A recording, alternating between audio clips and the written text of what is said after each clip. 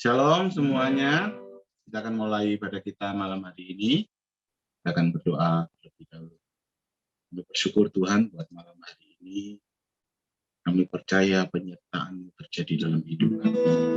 Setiap musim yang ada Tuhan hadir di tengah-tengah kami. Tuhan yang memberi kami kekuatan, Tuhan yang menolong kami. Kami percaya kami dimampukan untuk kami mengambil bagian kami. Berkati malam hari ini kalau kami akan belajar sesuatu kebenaran Tuhan. Berkati kami semua dalam nama Yesus. Haleluya. Amin. Sebelumnya kita akan pujikan pujian. Tuhan selalu menolong.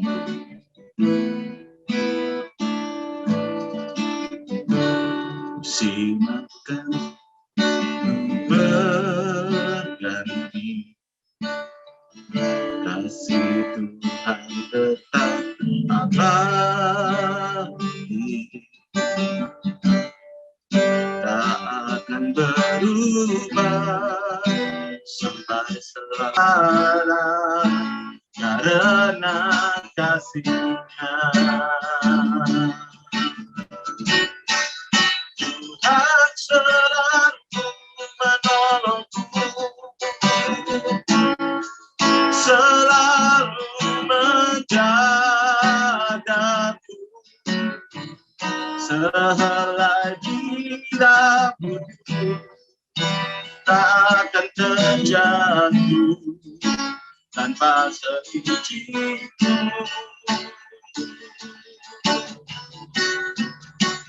Tuhan selalu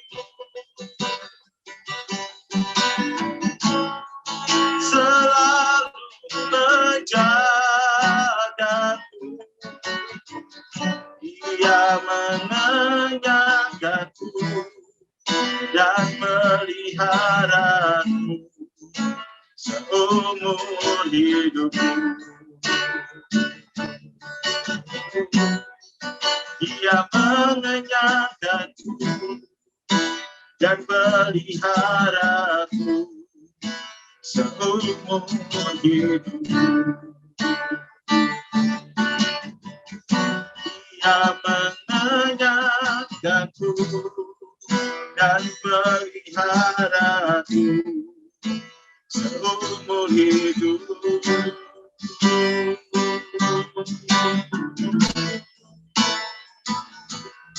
Engkau ada Tuhan bersamaku di setiap musim hidupku.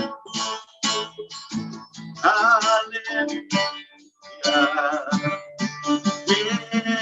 Yesus.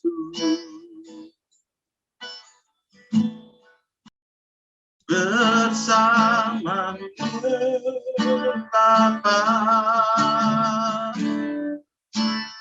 ku lewati semua,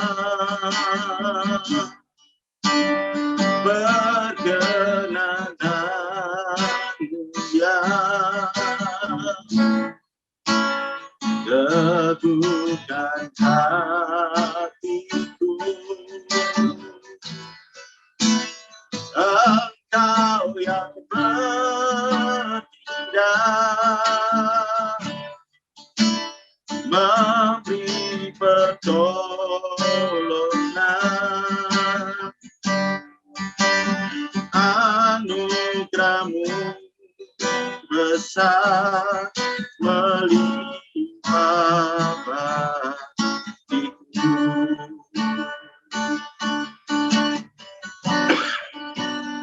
Anugerah-Mu besar melimpah bagiku. Tuhan Yesus, kami akan masuk dalam sesi ini membicarakan musuh kami, musuh laten yang luar biasa. Oleh sebab itu hamba minta, ya Tuhan, urapi setiap orang, supaya mereka bisa mengerti firman Tuhan. Bungkus kami dengan darah-Mu yang kudus, sehingga kami benar-benar terlindungi secara sempurna. Dimanapun kami berada, dimanapun orang bisa mendengar, melihat siaran ini, mereka juga diberkati dan tersadarkan. Di dalam nama Tuhan Yesus, kami berdoa dan bersyukur. Amin. Ya, legacy of lies, warisan kebohongan-kebohongan. Ya, kita akan lihat sebenarnya warisannya itu apa. Ya, Bapak, Ibu, Saudara, penipuan itu sangat luar biasa dan mengganggu. Jadi selama ini itu ya, kalau kita lihat di YouTube, kita melihat banyak sekali kesaksian-kesaksian, terus kemudian peringatan-peringatan tentang kuasa gelap, tentang setan, iblis, roh-roh jahat. Kalau kita mau cek di Alkitab, itu menyimpang walaupun memakai nama Yesus. Ya, ada banyak orang yang akhirnya terkesima. Nah, saya sendiri, seperti Bapak Ibu tahu, bahwa saya sendiri kan lahirnya indigo. Saya lahir bergaul dengan kuasa kegelapan cukup erat. Dari situ saya tahu bahwa dunia itu penuh penipuan. Indigo itu ada 8. Salah satunya adalah psikokinesis, ya, bisa memindahkan barang-barang. Bagi mereka yang tidak tahu dunia itu, mereka akan kagum-kagum. Seakan-akan orang tersebut punya tenaga yang luar biasa untuk memindahkan. Nah, tapi bagi saya yang waktu itu melihat ada roh-roh jahat yang ngangkat kursi itu, yang buka pintu itu. Yang tidak tahu ya mereka tidak bisa melihat, ya mereka biasa fine-fine saja dengan penampakan-penampakan yang ada. Jadi Bapak Ibu Saudara, ketika banyak ex orang-orang indigo, orang-orang yang penuh kuasa gelap, dan ex dukun, ex orang-orang sakti, kemudian tanpa dididik oleh firman Tuhan yang benar, mereka diizinkan berkhotbah. Isinya apa? Ya, karena tidak punya dasar kebenaran firman Tuhan yang kuat, mereka mengkhotbahkan pengalaman, mempromosikan setan, iblis, dan roh jahat, mempromosikan kebenaran yang lain. Nah, ini yang saya khawatirkan. Jadi apalagi ketika orang-orang Kristen menganggap bahwa bisa melihat setan itu adalah salah satu karunia, dan bagi saya yang pernah hidup di dunia sana, itu sebuah penyesatan yang luar biasa, dan mereka menganggap bahwa orang ini diurapi, padahal tidak, ya. Oleh sebab itu saya kasih judul malam ini Legacy of Lies, ya. Ya, demonologi ini introduksi. Nah, Legacy of Lies, ya. Warisan kebohongan. Kebohongan itu jadi warisan. Yohanes 8 ayat 44, jelas sekali firman Tuhan mengatakan apa? Iblislah yang menjadi bapamu, dan kamu ingin melakukan keinginan-keinginan bapamu. Nah, di sini ditulis apa? Pater, ya. Kata bapamu yang iblislah yang menjadi bapamu dengan keinginan-keinginan bapamu, itu pater. Nah, ia adalah pembunuh manusia sejak semula dan tidak hidup dalam kebenaran. Sebab di dalam dia tidak ada kebenaran. Apabila ia berkata dusta, ia berkata atas kehendaknya sendiri. Sebab ia adalah pendusta dan bapa segala dusta. Perhatikan sungguh-sungguh. Kata keinginan-keinginan bapamu. Kata pater di sini, ketika saya periksa dalam bahasa Yunaninya, saya terkejut. Di situ ada unsur warisan. Jadi iblislah yang menjadi bapamu dan kamu ingin melakukan keinginan-keinginan bapamu. Keinginan-keinginan yang diwariskan, ya, kebohongan-kebohongan yang diwariskan. Ia adalah pembunuh manusia. Kita mengerti Bapak Ibu Saudara, Tuhan kita ngomong dengan Adam dan Hawa, kalau kamu makan buah dari pohon itu kamu akan mati. Kita lihat apakah Adam dan Hawa ketika makan mereka langsung mati? Tidak. Yang mati itu apanya? Nah, Kak Ana pernah jelaskan kebenaran firman Tuhan itu gitu. Tidak langsung mati gitu loh. Nah, ini yang kita perhatikan sungguh-sungguh, ya. Makanya dikatakan ia adalah pembunuh manusia sejak semula, ya, sejak semula. Makanya ketika Adam dan Hawa ditaruh di Taman Eden, tujuannya hanya satu, bunuh gitu loh. Supaya apa? Kematian kekal, keterpisahan dengan Tuhan yang kekal. Sebab di dalam dia tidak ada kebenaran. Makanya sekali lagi, orang-orang yang terjun di dalam dunia kegelapan, apapun bentuknya, spektrumnya luas sekali. Ya, saya berkata dunia itu penuh penipuan. Sekali lagi, dunia itu penuh penipuan. Jadi kalau kita melihat, tidak ada kebenaran di dalamnya. Apabila ia berkata dusta, ia berkata atas kehendaknya sendiri. Sebab ia adalah pendusta dan bapa segala dusta. Saya urut nih, iblis itu adalah pembunuh manusia. Ia tidak hidup dalam kebenaran. Ya. Tidak ada kebenaran. Apakah Tuhan menciptakan setan? Nah, ini pertanyaan yang sering kali jadi pertanyaan dalam seminar-seminar. Saya juga sering kali ditanyai, apakah Tuhan menciptakan setan? Di kepercayaan yang lain, Allah menciptakan malaikat dari cahaya, dari nur. Allah menciptakan setan dari api. Berarti sebenarnya mereka mempercayai bahwa setan diciptakan Allah. Nah ini, kalau Allah menciptakan setan, berarti Allah menciptakan kejahatan. Di kekristenan tidak ada seperti itu. Allah hanya menciptakan malaikat, ya. Allah tidak menciptakan iblis, setan, dan roh jahat. Allah tidak menciptakan kejahatan. Sekali lagi, Allah tidak menciptakan kejahatan. Saya tidak sedang berpolemik dengan kepercayaan yang lain. Ya agama mereka, ya agama mereka. Yang di kepercayaan kita, ya kepercayaan kita. Tetapi masalahnya ada orang Kristen yang mengajarkan apa? Allah menciptakan setan. Nah, ini loh. Berarti kalau Allah menciptakan setan, Allah menciptakan kejahatan. Padahal firman Tuhan tidak ditemukan satu ayat pun yang mengatakan apa? Allah menciptakan setan. Nah, kalau kita periksa kebenaran firman Tuhan, kalau kita periksa dengan detail, dengan sungguh-sungguh kita akan temukan kebenarannya. Malaikat itu pesuruh Allah. Angel, messenger. Nah, dalam bahasa Ibrani ya, kata malak ini menjadi kata malaikat. Kata malak diserap oleh bahasa Arab menjadi malak yang berarti kekuatan, dan master al-alukah yang berarti tugas atau misi yang kemudian menjadi malaikat.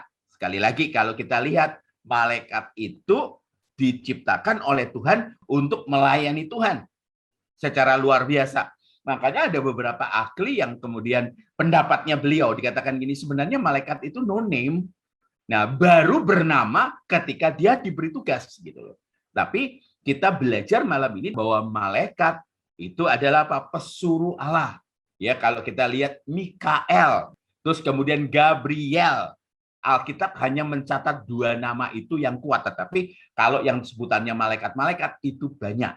Satu pengalaman rohani saya yang saya tidak pernah lupa adalah ketika salah satu orang dari satu keluarga hamba Tuhan mengirimkan anaknya ke rumah saya.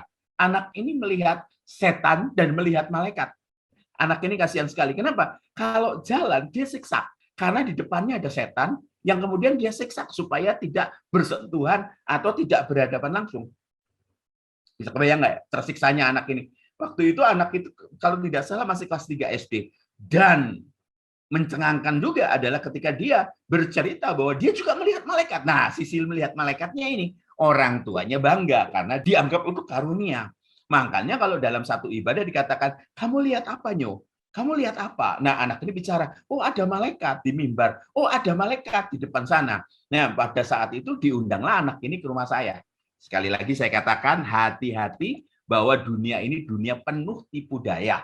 Bacalah firman. Saya selalu ingatkan pada Niners, pada teman-teman di pemuridan Nine, untuk baca Alkitab supaya tidak dibohongi. Ya, bacalah Kejadian Wahyu, tetapi untuk lebih mempermudah, bacalah Perjanjian Baru lebih dahulu, baru Perjanjian Lama. Nah, kembali, anak ini dikirimlah ke rumah saya. 3 anaknya dengan 1 babysitter. Nah, waktu dia masuk ke rumah saya, orang tuanya pulang, saya tanyai, di rumahnya Uncle kamu ngelihat apa? Dia berkata seperti ini. Di luar banyak, Uncle. Tapi masuk rumahnya Uncle, nggak ada satupun. Saya tanya sama dia, kamu lihat setan enggak? Enggak. Kamu lihat malaikat enggak? Enggak. Akhirnya saya beritahu, yang kamu lihat sebagai malaikat, itu adalah roh-roh jahat yang menyamar sebagai malaikat. Untuk ditokohkan. Sekali lagi, malaikat adalah pesuruh Allah. Dia tidak akan pergi sendiri, dia tidak akan maunya sendiri, untuk melakukan sesuatu tindakan. Saya masih ingat di Bandung ya ada satu persekutuan doa yang suka manggilin malaikat dan suka memerintah. Saya ngomong gini, waspada. Kenapa? Karena jangan-jangan itu adalah roh-roh jahat yang menyamar sebagai malaikat. Makanya kalau penampakan-penampakan selalu uji segala sesuatu. Kenapa? Karena kalau kita tidak menguji, kita gampang sekali masuk dalam penyesatan. Apalagi mereka yang tidak pernah baca firman, apalagi mereka yang tidak pernah bergaul dengan firman Tuhan, gitu loh. Nah, itu bahasa Ibrani tadi. Bahasa Yunaninya angelos, ya. Dalam kata angelos ini dalam bahasa Yunani kemudian menjadi kata angel dalam bahasa Inggris. Sama sebenarnya malaikat atau malak. Nah, kita lihat ya. Malaikat itu satu udah jelas adalah pesuruh. Dia tidak akan bergerak sama sekali. Malaikat hanya bergerak ketika diperintahkan oleh Allah untuk melakukan kehendaknya. Ya, di Alkitab dilihat ada satu kota dikepung dengan luar biasa oleh tentara. Seorang nabi berkata apa? Dibuka matanya untuk melihat bahwa lebih banyak yang beserta dengan orang-orang percaya di dalam kota itu daripada musuh yang mengelilingi. Nah, Bapak Ibu coba perhatikan, ada kata-kata yang saya pakai tadi, dibuka matanya. Nah, banyak yang seperti ini. Kuasa kegelapan sering kali meniru apa yang dipraktekkan di Alkitab. Makanya ada istilah apa? Dibuka matanya, ditutup matanya. Dibuka mata batinnya, ditutup mata batinnya. Nah ini kan, makanya datanglah ke orang yang dalam tanda petik punya urapan untuk buka atau tutup. Nah, sekali lagi, malaikat mereka tidak bisa bertindak atas kehendak mereka sendiri atau kehendak manusia. Berarti kita tidak bisa merintah. Makanya kalau Bapak Ibu berdoa, kalau mau tidur kan Tuhan kirimkan malaikatmu. Saudara tidak berdoa gini, malaikat turun, nggak bisa. Malaikatnya ngomong, emang lu siapa gitu loh.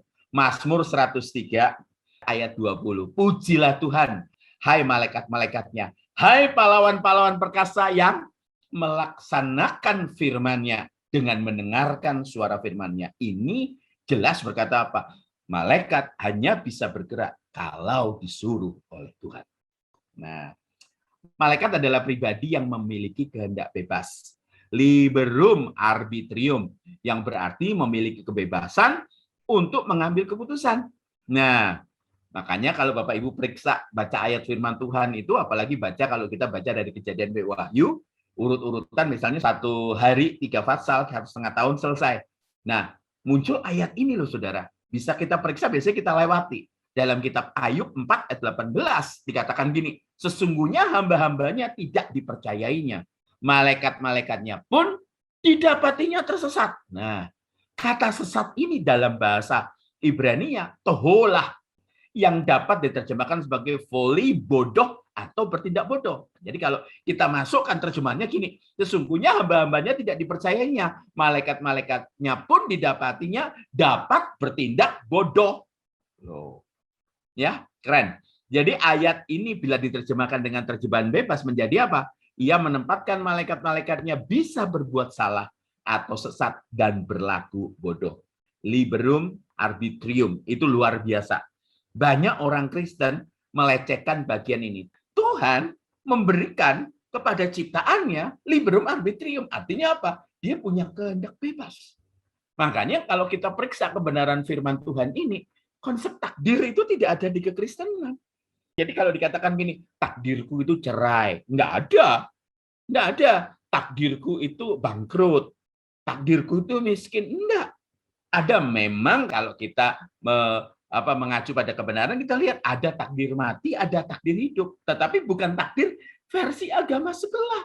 Kalau takdir mati gini, kalau engkau lahir dari mama Jawa, bapak Jawa, pasti rambutmu tidak pirang, kulitmu tidak warna putih seperti orang bule, mata kamu tidak biru. Kenapa? Karena bapakmu Jawa, ibumu Jawa, kamu lahir Jawa. Ngerti ya? Kalau bapak Batak, ibu Batak, kemudian anak berharap jadi Papua, wah itu kita harus selidiki DNA-nya. Ini anak siapa gitu loh. Nah, itu namanya takdir mati. Ya, tapi takdir hidup. Makanya kalau ada orang berkata seperti ini, saya juga cukup kaget ya dengan orang-orang yang berkata gini, wah, aku sudah ditakdirkan untuk menikah dengan dia. Enggak. Kita yang memberikan pilihan. Makanya ada orang yang berkata kepada saya dengan Kak Ane, ketika bertemu dengan orang yang punya masalah rumah tangga, orangnya ngomong gini, kenapa Tuhan pertemukan kami? Loh, saya tanya, kamu ketemu dia di mana? Di kampus. Kenapa kamu tidak pernah tanya, kenapa Tuhan pertemukan saya dengan bagian admin? Kenapa kamu tidak tanya, kenapa Tuhan pertemukan saya dengan apa? Ya tukang kebun atau tukang parkir. Ya, menerima cinta itu pilihanmu. Mengerti ya? Ada kehendak bebas, kita yang milih. Dari pilihan yang kita pilih, itu menunjukkan siapa kita di hadapan Tuhan. Nah, ini banyak orang Kristen lemah di sini. Makanya dari itu, punya kecenderungan untuk menyalahkan Tuhan sesuatu yang Bapak Ibu pilih. Nah, kata sesat terjemahnya adalah apa? Toholah. Ya. Jadi bisa berbuat salah dan bisa berlaku bodoh. Ya. Malaikat itu suatu pribadi atau oknum, jadi mereka bukan sekedar tenaga aktif. Malaikat itu punya keberadaan rohani seperti manusia. Keberadaan rohani ya. Malaikat itu punya kecerdasan, perhatikan. Keinginan dan perasaan. Jadi makanya dari itu setan pun, iblis pun, roh-roh jahat punya taktik gitu.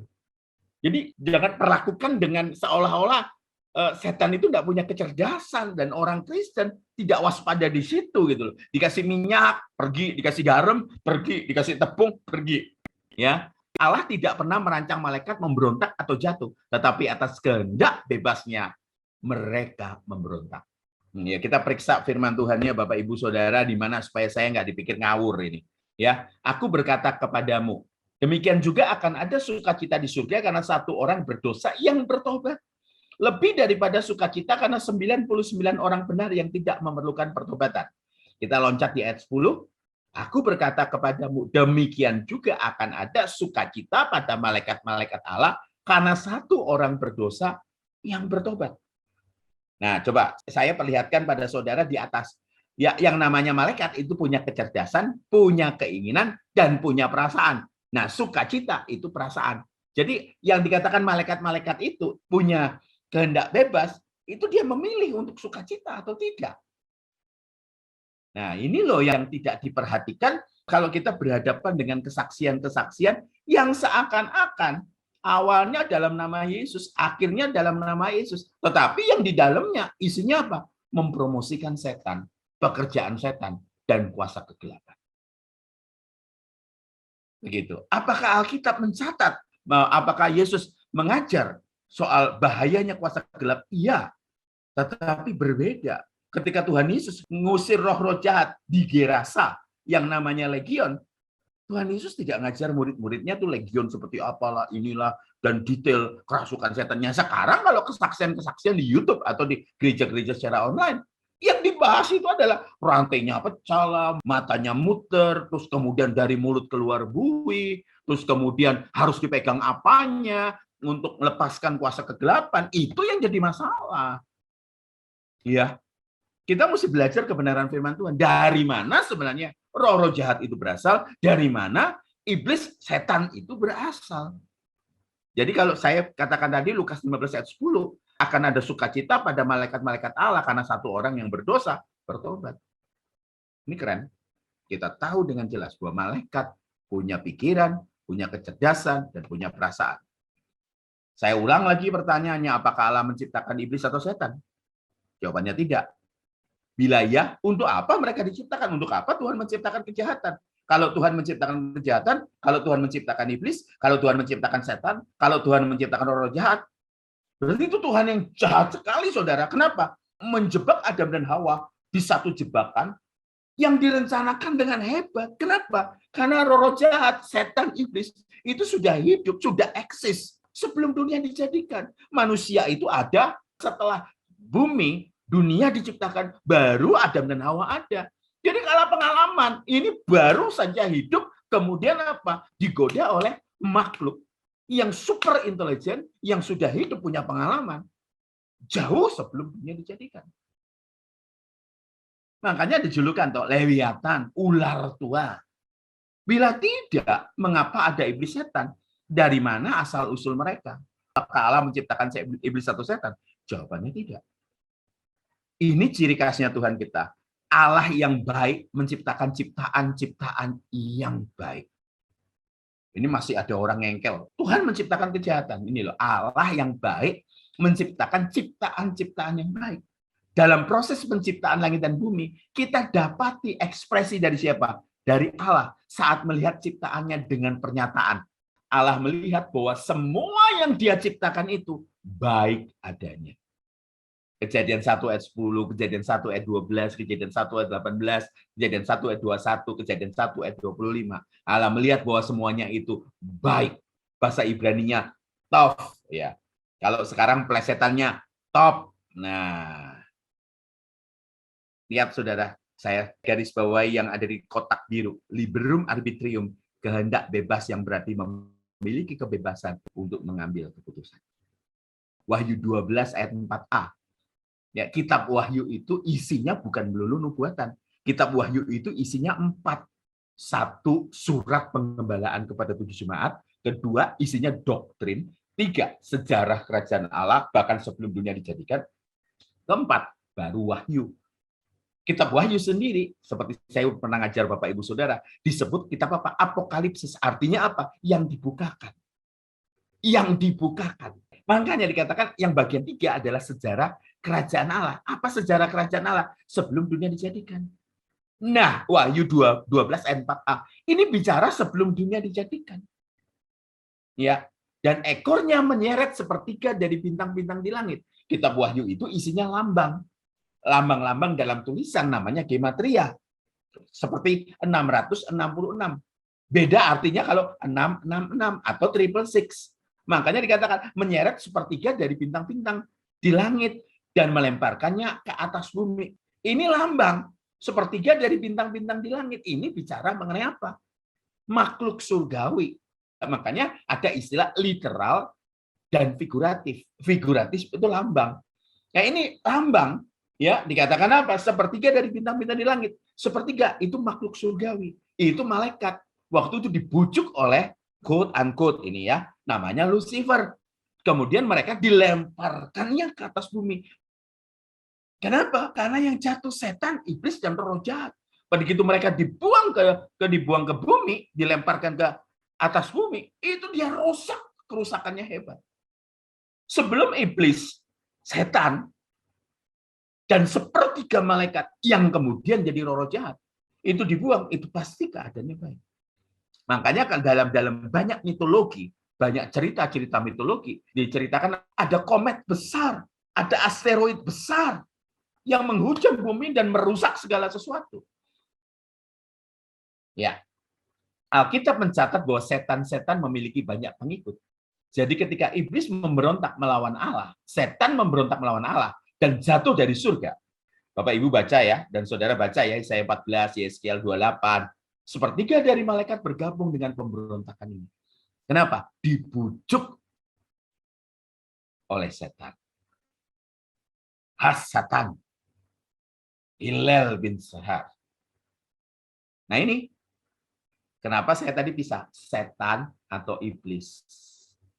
Ya, dan roh-roh jahat. Jadi kita ngerti, roh-roh jahat ini asalnya dari mana?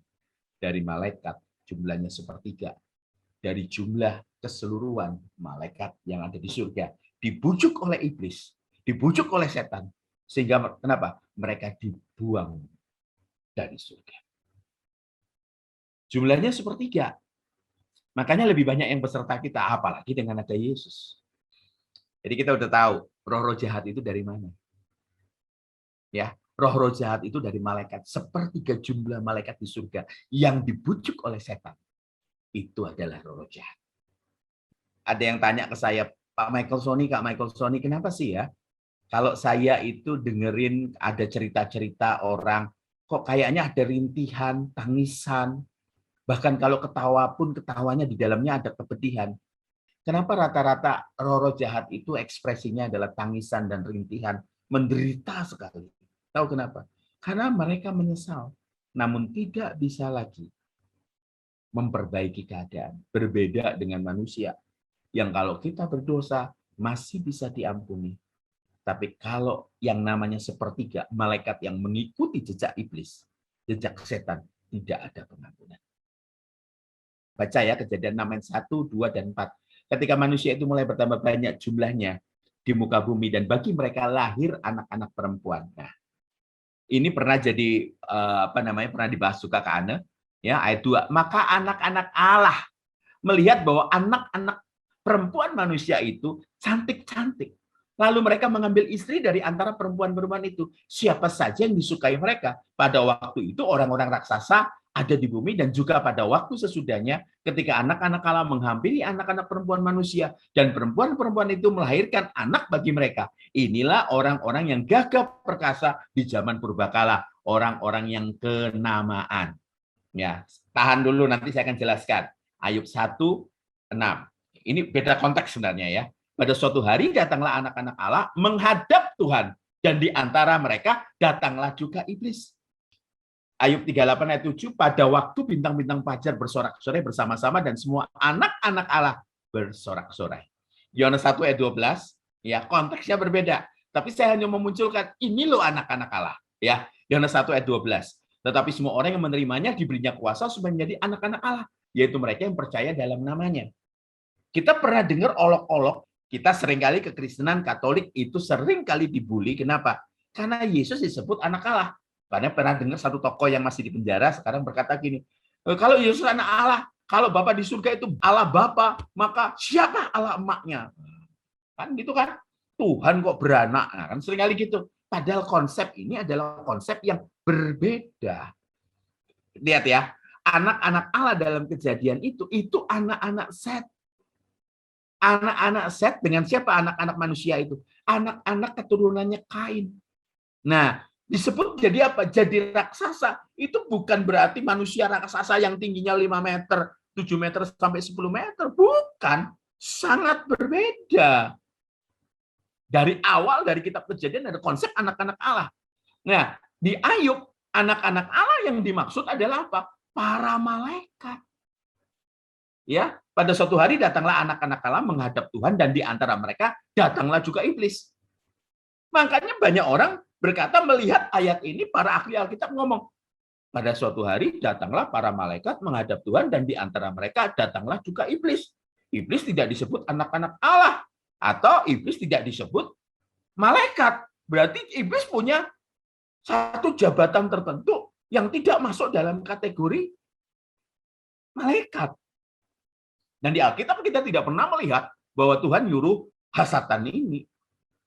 Nah, kita perhatikan berikutnya. Ya, Yohanes 1 ayat 12. Artinya apa sebenarnya yang disebut anak-anak Allah? Kita perhatikan. Anak-anak Allah dalam kitab Ayub menunjukkan kepada malaikat-malaikat yang menjadi penghuni surga, yang menjadi pelayan-pelayan Allah. Anak-anak Allah, Beneha Elohim. Dapat disimpulkan bahwa malaikat sudah ada sebelum manusia diciptakan. Kitab Ayub adalah kitab tertua. Berarti malaikat itu sudah ada sebelum manusia diciptakan. Malaikat itu sudah ada sebelum bumi ini ada. Makanya saya kasih highlight. Tuhan tidak menciptakan kejahatan. Tuhan tidak menciptakan setan. Tuhan tidak menciptakan roh jahat. Ya, Ibrani 12 ayat 9. Selanjutnya dari ayah kita yang sebenarnya kita beroleh ganjaran dan mereka kita hormati. Kalau demikian bukanlah kita harus lebih taat kepada Bapa segala roh supaya kita boleh hidup. Dikatakan Bapa segala roh. Patriton penumaton. Artinya apa? Menunjukkan Bapa adalah asal muasal. Sumber dari segala roh. Tidak ada roh yang bersumber dari sumber yang lain. Ini menjelaskan. Tidak ada sumber yang lain. Allah kita, Bapa kita, itu sumber dari segala roh. Kita sumbernya dari sana. Malaikat sumbernya dari sana. Tapi karena pilihannya, liberum arbitrium itu, maka malaikat itu jadi roh jahat. Ya, anak-anak Allah, Bapa asal muasal segala roh. Malaikat-malaikat memiliki roh yang berasal dari Bapa. Demikian juga Lucifer. Nah, ini mulai muncul nama yang seringkali diucapkan. Aku ini ketemu Lucifer berhadapan-hadapan. Pada saat saya masih hidup dalam kuasa kegelapan, salah satu ciri kuasa kegelapan adalah apa?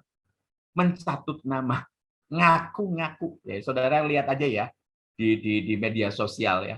Ada orang ketangkep polisi ngaku anak jenderal, ngaku siapa anggota DPR, ngaku Kapolda, ngaku anak Kapolda. Orang mobil biasa dikasih stiker, ini keluarga TNI, ini keluarga Paspampres, ini keluarga Provos dan lain sebagainya. Padahal bukan. Nah, makanya kalau ada orang ngaku-ngaku Lucifer, saya beberapa kali ngusir setan, yang diusir itu ngaku, aku Lucifer, sambil melotot gitu loh. Ya, padahal yang masuk itu bukan Lucifer. Tuhan kita itu maha hadir, setan tidak maha hadir. Malaikat tidak maha hadir. Itu sebabnya roh-roh jahat tidak maha hadir. Lucifer pun tidak maha hadir. Kalau dia hadir di satu tempat, dia tidak akan hadir di tempat yang lain. Beda dengan Tuhan kita. Makanya yang ngaku-ngaku Lucifer itu sedunia, saudara. Kenapa? Biar kelihatan gagah, biar kelihatan gahar, biar kelihatan garang, biar ditakuti, sehingga yang ngusir mikir-mikir. Garuk kepala saya ya, lihat orang-orang kesaksian-kesaksian yang ada gitu ya. Makanya diuji. Kalau kesaksian tersebut, kalau pengajaran tersebut tidak sesuai dengan firman Tuhan, maka otomatis gugur. Karena kebenaran firman Tuhan yang tertulis di Alkitab itu sudah final.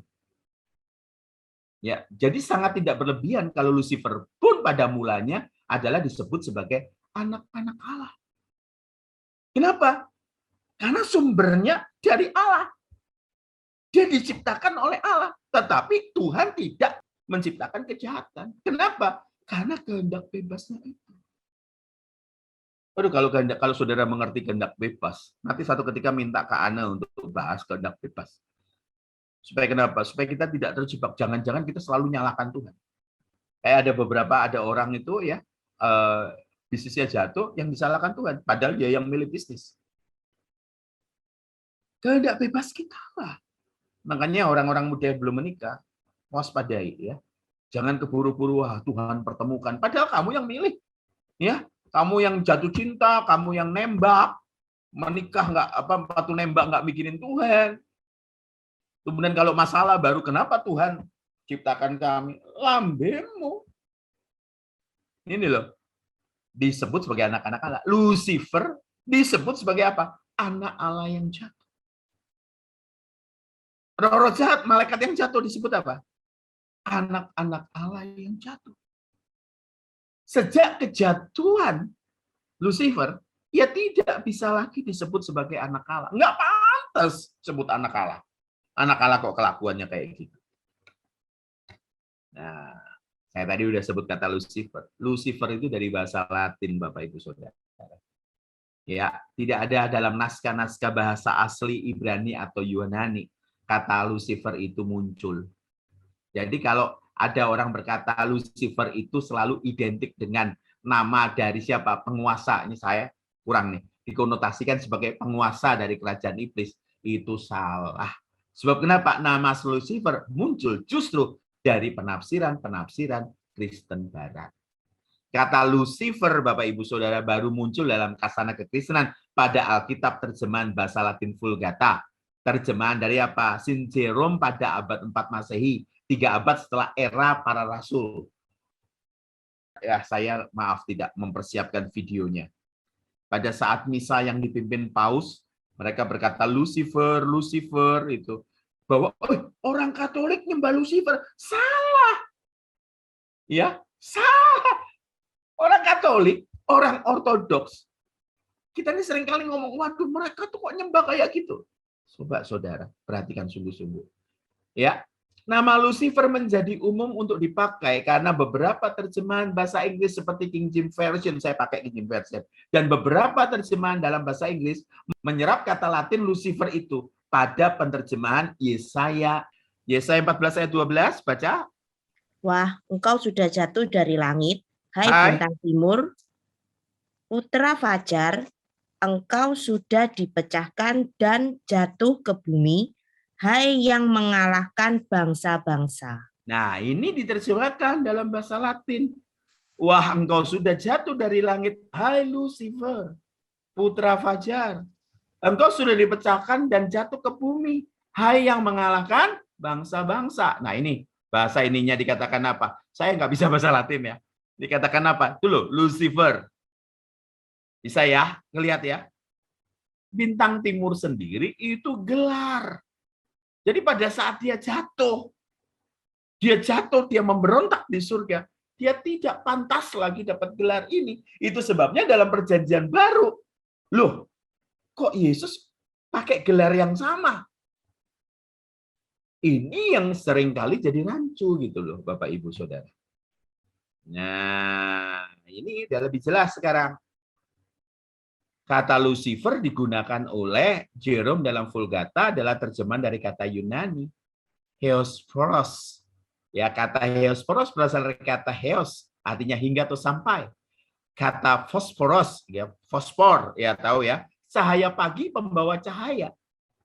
Makanya ada lagu zaman dulu, bintang timur terbit dalam hatiku. Itu bukan Lucifer, tapi kalau diterjemahkan dalam Vulgata, bintang timur, jangan-jangan saudara bisa nyanyikan gini, Lucifer terbit dalam hatiku. Padahal bintang timur terbit dalam hatiku, itu bicara mengenai siapa?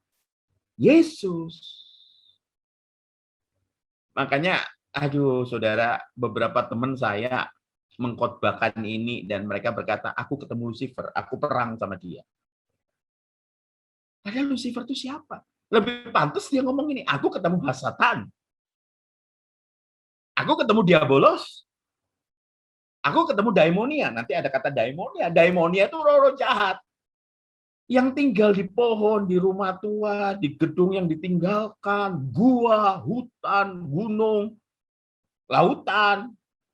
Itu roh-roh jahat, itu Daimonia. Sementara komandannya yang paling tinggi, itu tinggal di mana? Di satu tempat yang kita nggak tahu. Dan jarang yang bertemu dengan ini. Bahkan ketika saya ketemu dengan beberapa, ya saudara tahu ya di media sosial, saya nggak sebut namanya, ya dikatakan panglima dari aliran kuasa kegelapan ini, yang ditemui adalah apa? Ya roh-roh jahat dengan hierarki tertentu. Hierarki tertentu, saya udah jumpa sampai beberapa hierarki yang ada. Pada saat saya masih pertama kali sebelum ikut Yesus, saya ketemu dengan hierarki, dengan kerajaan-kerajaannya. Tinggal di laut, muncul pribadinya, ada di gua yang menampakkan diri kepada saya sebagai ular naga yang besar sekali. Tetapi itu bukan Hasatan, itu bukan Diabolos, itu roh-roh jahat yang ada di bawahnya Hasatan. Ngerti ya? Yang gemetar mendengar nama Yesus itu bukan Hasatan. Yang gemetar itu Daimonia. Yang berhadapan dengan Mikael. Makanya Mikael saja sampai nggak berani bentak tokoh Hasatan ini. Sekali lagi, kita mesti benar-benar belajar untuk mengalahkan tokoh yang satu ini. Kalau yang kecil-kecil gitu, wah mudah dikalahkan. Engkau punya cukup iman?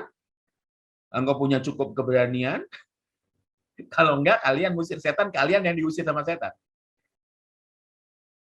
Jadi kata Lucifer, nama Lucifer, itu gelar.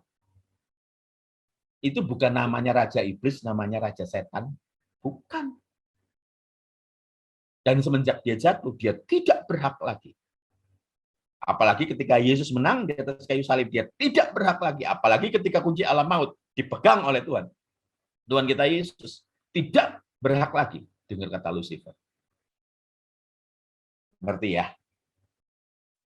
Yesaya 14 ayat 12 tadi. Wah, engkau sudah jatuh dari langit. Hai Lucifer, putra fajar, engkau sudah dipecahkan dan jatuh ke bumi. Hai engkau yang mengalahkan bangsa-bangsa. Itu perjanjian lama. Perjanjian barunya 2 Petrus 1 ayat 19. Dengan demikian kami makin diteguhkan oleh firman yang telah disampaikan oleh para nabi. Alangkah baiknya kalau kamu memperhatikannya. Sama seperti memperhatikan pelita yang percaya di tempat yang gelap. Sampai fajar menyingsing. Dan, nah ini yang tadi saya katakan. Bintang timur terbit bersinar dalam hatimu. Ini tidak bicara mengenai Hasatan. Ini tidak bicara mengenai iblis. Setan. Ini bicara mengenai siapa? Mengenai Yesus. Dikatakan menyingsing dan Yesus terbit bersinar dalam hatimu. Tapi ada tuduhan beberapa orang yang tidak baik, yang menuduh bahwa teman-teman kita Katolik melakukan ritual pemujaan setan. Padahal yang dipuja adalah Yesus karena memakai bahasa Latin. Kita lihat ya, setan dalam Ibrani itu sin tet nun. Sin tet nun, yang artinya memusuhi, melawan, menuduh, mendakwa, menghancurkan secara harafiah berarti lawan. Kadang-kadang personifikasi segala kuasa yang nyata melawan Allah dan keselamatan manusia.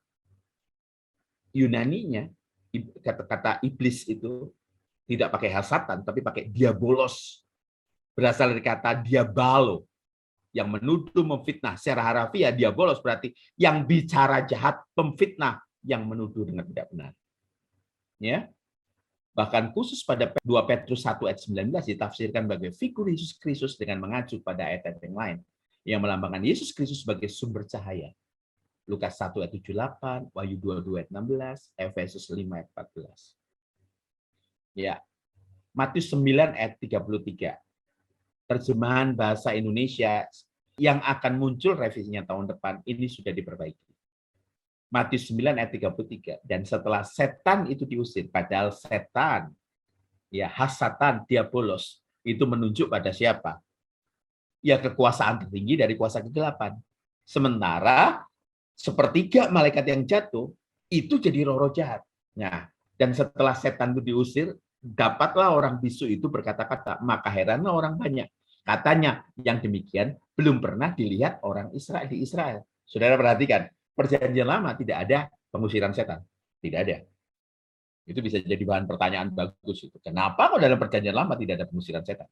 Ya, kata setan dengan huruf S kecil, baik tunggal maupun jamak. Daimonion itu kan setan huruf kecil, yaitu bentuk netral dan merupakan derivatif bentuk yang lebih panjang dari kata daimon. Kata ini menunjuk pada siapa? Sepertiga malaikat yang jatuh karena dibujuk oleh setan. Jadi yang diusir oleh Tuhan Yesus pada orang bisu itu adalah siapa? Ya daimonion, daimonia atau daimon ini, atau dalam bahasa Inggris demon. Ngerti ya? Sampai di sini. Ini introduksi saja supaya saudara tahu, oh ternyata ya hasatan, setan itu adalah apa? Rajanya. Sementara sepertiga malaikat yang jatuh jadi daimonion itu adalah roh-roh jahat.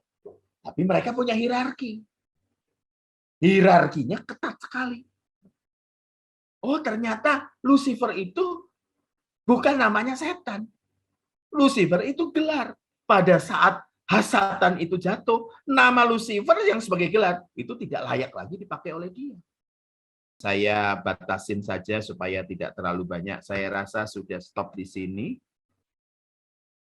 Siapkan pertanyaan Bapak Ibu Saudara, boleh tanya langsung boleh ya, atau ya tanya pengalaman saudara juga di kuasa kegelapan. Saya mungkin bisa jelaskan, tetapi saya jelaskan versi firman Tuhan. Saya tidak jelaskan versi klinik, versi pengalaman saya. Karena banyak penipuan. Bahkan dulu ketika saya pertama kali jadi Kristen pun, saya tertipu. Saya pikir ini cara yang benar, padahal enggak. Ya, jadi jangan kaget kalau ada hamba Tuhan yang mendoakan kelepasan, yang dipegang jempol. Jempol kaki itu dipegang, saudara. Jempol kaki dipegang dan ditekan. Diolesin minyak. Mungkin teman-teman yang dari Malaysia ketawa ya, yang dengerin kayak gini ya. Tapi itu kejadian. Ya, ibu jari kaki dipegang, diolesi minyak, ditekan keras-keras, dikatakan setan keluar. Kenapa? Karena yang melakukan itu ex-dukun. Sebelum dia jadi Kristen, sebelum dia jadi hamba Tuhan, dia biasa mempraktekkan mengusir setan, mengusir kerasukan dengan cara apa? Jempol yang ditekan. Seperti itu. Ya. Saya minta untuk Kak Ana berdoa. Saya cukup sampai di sini. Saya tidak panjang hari ini karena introduksi betul. Tapi saya rasa introduksinya nggak usah panjang-panjang, tapi memberikan penekanan. Sebenarnya setan itu seperti apa? Ya, Lucifer itu tidak patut dikenakan kepada hasatan. Ya, seperti itu. Kak Ana tolong berdoa. Baik, mari kita berdoa. Kami mengucap syukur untuk sesi malam hari ini, Tuhan. Kami baru mulai belajar tentang siapakah, kami mulai mengenali musuh kami, dan Tuhan Yesus tolong supaya kami semakin bisa memahami Tuhan dan bisa mengenali tipu daya muslihat iblis, dan kami bisa dalam perlindungan Tuhan menghindari segala tipu muslihat iblis. Kami mengucap syukur, dan biar sesi-sesi selanjutnya di minggu-minggu ke depan Kau yang pimpin terus, Kak Sony. Di dalam nama Tuhan Yesus kami berdoa. Amin. Ya, silakan yang mau bertanya. Ya. Makanya kalau kita belajar kebenaran firman Tuhan ini harus kita komprehensif dengan sungguh-sungguh ya. Karena kenapa? Karena makin terbuka mata kita, dan kita nggak boleh sama sekali ngotot pengalaman, karena pengalaman harus sesuai dengan firman, bukan firman yang diambil comot-comot sana comot sini untuk membenarkan pengalaman rohani. Jangan dibalik. Silakan. Ya, Kak Soni ada pertanyaan dari Pak Willy atau Bu Hayati ini. Kak Son, mohon dijelaskan ulang 2 Petrus 1 ayat 19, bintang timur menunjuk pada siapa? Tolong Ya. dibuka ke Ana ayatnya.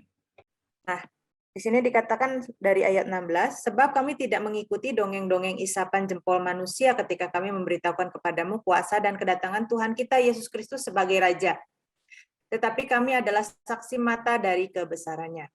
Di sini Petrus menyaksikan bagaimana dia dan rasul-rasul yang lain menyaksikan bagaimana kehidupan Tuhan Yesus selama di bumi dan sampai dia naik ke surga ya. Ayat 17, kami menyaksikan bagaimana ia menerima kehormatan dan kemuliaan dari Allah Bapa ketika datang kepadanya suara dari Yang Maha Mulia yang mengatakan, inilah anak yang kukasihi, kepadanya aku berkenan. Yeah. Suara itu kami dengar datang dari surga ketika kami bersama-sama dengan dia di atas gunung yang kudus. Nah, ayat 19, dengan demikian kami makin diteguhkan oleh firman yang telah disampaikan oleh para nabi.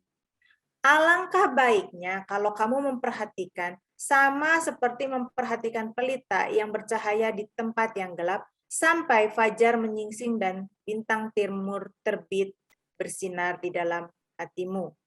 Di sini dikatakan bahwa ayo perhatikanlah firman itu seperti memperhatikan, seperti melihat pelita di tempat gelap. Kalau kita jalan di tempat gelap, kita pasti akan melihat sumber cahaya kan. Kita misalnya bawa senter, kalau zaman dulu ya bawa lampu, bawa pelita, dan kita akan terus memperhatikan kemana pelita itu bergerak. Nah, sampai fajar menyingsing dan bintang timur terbit bersinar dalam hatimu. Jadi Petrus bilang bahwa ikutilah firman itu sebab firman itu pelita sampai bintang timur benar-benar bersinar di dalam hatimu, sampai pribadi Kristus bersinar, betul-betul bersinar di dalam hatimu, karena bintang timur ini bukan mengacu kepada setan. Di sini nggak bicara soal setan, tetapi soal bagaimana kehidupan Yesus. Yeah. Kehidupannya Yesus diibaratkan seperti bintang timur yang bersinar, yang harus terbit di dalam hati kita. Nah, ini kalau kita lihat dalam bahasa Latin, maka ini kata bintang timur sebetulnya dalam bahasa Latin adalah Lucifer. Jadi Lucifer itu sebetulnya arti katanya adalah bintang timur. Ketika sebelum Lucifer jatuh dalam dosa, tadi Kak Soni jelaskan di Yesaya 14 ayat 12, itu sebelum dia jatuh dalam dosa, dia disebut bintang timur juga. Nah, tetapi dia sudah jatuh dalam dosa dan dia tidak layak lagi disebut sebagai bintang timur. Ya, bisa mengerti ya Pak Willy ya? Ya, silakan. Ada yang mau tanya langsung. Jadi itu bukan Lucifer setan ya, maksudnya yang di 2 Petrus 1 ayat 19, karena Petrus mengharapkan bintang timur itu terbit di hati jemaat. Nggak mungkin Petrus mengharapkan setan itu ada di hati jemaat, tetapi itu maksudnya Tuhan Yesus seperti di ayat-ayat sebelumnya. Nah, sekarang kita ke Pak Bambang, mau bicara langsung, silakan Pak, dibuka mic-nya. Iya, Bambang. Terima kasih. Saya ingin kepastian ya.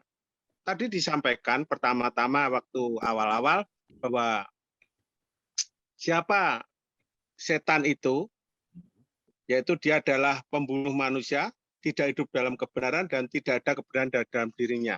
Ya. Saya punya pemikiran yang dikatakan Kak Soni tentang Lucifer, ya, tanda petik, yang pernah mencobai Tuhan Yesus itu, dia pernah melawan Allah head to head ya. Apakah karena dia melawan head to head itu, maka dia tidak diampuni? Jadi secara murni, pure dari dalam dirinya si iblis itu menentang Allah tanpa pengaruh dari luar, tanpa ada oknum 1, 2, 3 yang mempengaruhi supaya dia berani melawan Allah. Jadi berbeda dengan manusia, tanpa sadar dia manusia itu ditipu oleh setan sehingga dia menginginkan sesuatu atau melawan Allah karena pengaruh bapak pendusta itu tadi. Itu satu. Yang kedua, pertanyaan kedua, selama ini ketika ada pengusiran, ya kita juga tidak jauh-jauh dengan seperti itu. Praktek-prakteknya juga kadang-kadang ya lucu, ya ada salahnya gitu ya. Saya sering mendengar, aku usir di dalam nama Tuhan Yesus atau aku ikat di dalam nama Tuhan Yesus. Apakah kapasitas manusia itu dengan kuasa, otoritas dalam nama Tuhan Yesus itu kita bisa mengikat? Atau bagaimana sebenarnya kita memerintahkan setan untuk pergi atau nyahlah atau bagaimana? Karena saya pernah mendengar anak-anak yang konyol ya, maaf ya, praktek yang konyol, jangan diikat Pak Timur. Nah terus dibom, dinuklir, didinamit, mau diikat itu kecil gitu loh. Saya jadi tertawa. Lah ngopo enggak? Dalam nama Yesus tak bom kamu, setan biar hancur, ceklek, tak. Wah sudah ada yang tak icek-icek begitu juga. Waduh. Nah dari sini mohon penjelasan ya, pencerahan buat saya atau untuk kita semua. Sebenarnya tuh kita tuh sebatas mana toh? Mengikat, mengusir, atau lain sebagainya. Terima kasih. Saya kembalikan. Sebenarnya yang bukan head to head dengan Bapa di surga, tapi head to head. Head to head-nya itu dengan siapa? Tuhan Yesus. Nanti ada di pengajaran berikutnya ya. Ada di sabar ya Pak Timur untuk bagian ini ya. Jadi makanya yang berusaha dikudeta adalah Tuhan Yesus. Nah, jadi kalau kita ini berbuat dosa karena memang digoda oleh setan. Tetapi kalau namanya hasatan, itu kejahatan dari dirinya sendiri. Nah, tapi yang saya katakan mengenai tadi pengusiran yang tadi semuanya, sebenarnya kalau kita ngusir, itu cukup nama Yesus. Diusir aja, tapi karena orang-orang itu kadang-kadang gemes ya Pak. Kadang-kadang gemes sama setan, jadi muncul kreativitas yang tanpa batas itu, dibom, dinuklir, dibakar, diikat lah, di apa semua, whatever lah Pak. Ya, jadi kalau ngusir setan itu kadang-kadang orang-orang itu berantem sendiri tentang bagaimana cara memperlakukan setan gitu loh Pak. Saya kalau ngusir setan itu dalam nama Yesus, tidak pakai permacam-macam, tidak pakai salib lah yang ditunjukkanlah, kaca, benda suci dan lain sebagainya, Alkitab disusun, enggak pernah ya. Makin kesini makin polos, pakai nama Yesus saja selesai. Nah, tapi ada saya dengar teman saya, Pak, ngusir setan dengan cara apa? Wawancara sama setannya. Dikatakan apa? Kamu ada berapa? Katanya gitu. Setannya jawab, banyak gitu. Seberapa banyak? Legion. Lebih dari legion? Lebih. Setan kan bapak pembohong. Dikatakan setan kan pembohong, Pak. Dia bisa dari pengakuannya itu memunculkan rasa takut kepada siapa? Kepada orang yang dia hadapi. Supaya kalau ngusir itu dengan ketakutan itu sama aja bohong, Pak. Makanya dia menciptakan sesuatu yang bisa menimbulkan kegaduhan, ketakutan, kegenaran pada orang yang menghadapinya, yang nyuruh dia keluar. Nah, teman saya bilang, kalau kamu banyak, ayo baris satu persatu. Jadi dia ngusir setan Pak satu-satu. Dalam nama Yesus saya keluar. Dalam nama Yesus satu Pak, satu. Bisa kebayang Pak, kalau dia ngitung sampai 1000 Pak. Urutan kedua keluar dalam nama Yesus. Urutan ketiga keluar dalam nama Yesus. Aduh Pak. Tuhan Yesus ngusir legion, itu ngusir sekaligus. Saya pernah satu ketika ada orang kerasukan setan, orang ini itu minta syaratnya macam-macam, minta ayam hitam kaki putih, kebayang enggak gimana caranya dapat ayam hitam kaki putih? Orang-orang nggak ngerti ya, akhirnya diupayakan. Pada saat ketemu saya, ketika setannya minta macam-macam, saya bilang jangan digubris. Terus dia teriak, aku mau keluar kalau begini, enggak ada tapi-tapian, keluar kamu dalam nama Tuhan Yesus. Nah, saya lebih cenderung kalau ngusir setan seperti itu tidak ngebom, Pak. Saya biasanya tak coba sadarkan, saya ajak ngomong, saya bilang apa yang mengikat kamu sebenarnya. Kenapa? Karena sumber dari kuasa kegelapan, sumbernya saya cari dulu, ya. Kepahitan contohnya. Nah, kepahitan ini, bitterness ini adalah pintu keluar masuknya dari roh-roh jahat itu. Gitu loh. Jadi itu yang seringkali keluar masuk di situ. Kenapa? Karena sumbernya nggak dimatiin. Biasanya saya konseling sebentar dengan penuh kesadaran, gimana kalau tidak pakai manifest. Nah, orang Indonesia ini kan suka manifestasi, Pak. Kenapa? Kalau hamba Tuhan menghadapi manifestasi kan kelihatan sakti, loh, Pak. Apalagi kalau lawannya muter-muter gitu, loh, Pak, di bawah. Sambil bawa cakar-cakar gitu, kayak jadi serigala, kayak jadi macan, kayak jadi apa. Kelihatan kan, di dalam nama Tuhan Yesus, dalam nama, kelihatan sakti, Pak. Daripada orang yang diam, tumpangi tangan dalam nama Tuhan Yesus, keluar. Pluk, dah.